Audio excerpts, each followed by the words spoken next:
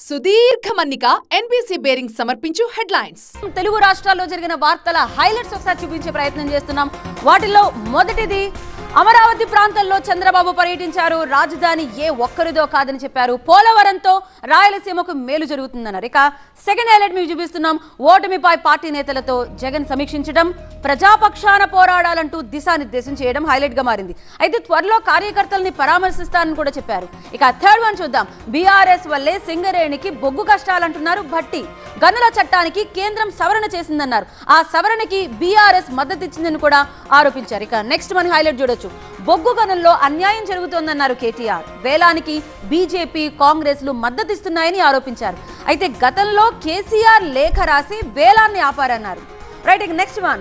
కేంద్ర మంత్రులకు ఎంపీలకు బీజేపీ సన్మానం చేయడం ఇక్కడ హైలైట్ గా మారింది. కిషన్ రెడ్డి, బండి భారీ ర్యాలీలో పాల్గొన్నారు. ఏపీలో ప్రజాప్రతినిధుల అభినందన సభ కూడా జరిగింది. నెక్స్ట్ మీరు చూడొచ్చు, చాలా బాధాకరమైన వార్త. తమిళనాడులో కల్తీ సారా మరణాలు పెరుగుతూనే ఉన్నాయి. ఇప్పటికీ 42కు చేరుకున్నాయి మృతుల సంఖ్య. మంత్రి ఉదయనిధి బాధితుల్ని పరామర్శించారు. డిఎంకే వ్యక్తే సారా అమ్మారును కూడా విపక్షాలు విమర్శిస్తున్నాయి. నెక్స్ట్ వన్, సంచలనంగా మారిన అంశం. నీట్ అభ్యర్థుల కాంగ్రెస్ ఎంపీ రాహుల్ ని కలిశారు. పరీక్షను రద్దు చేయాలని డిమాండ్ చేస్తున్నారు.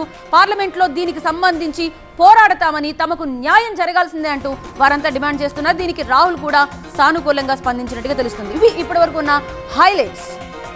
సుదీర్ఘ మన్నిక ఎన్బీసీ బేరింగ్ సమర్పించు హెడ్లైన్స్.